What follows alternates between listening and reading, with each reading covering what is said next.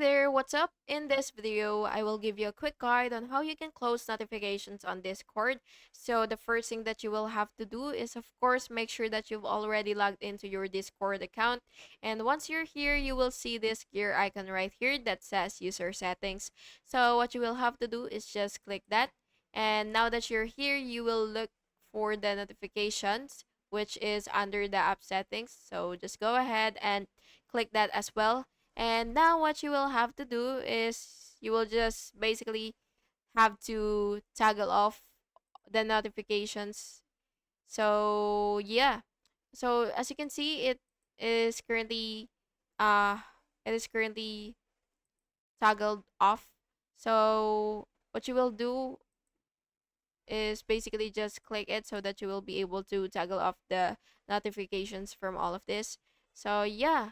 And by the way, you could also not receive notifications when your messages are reacted to. So you'll just have to click never.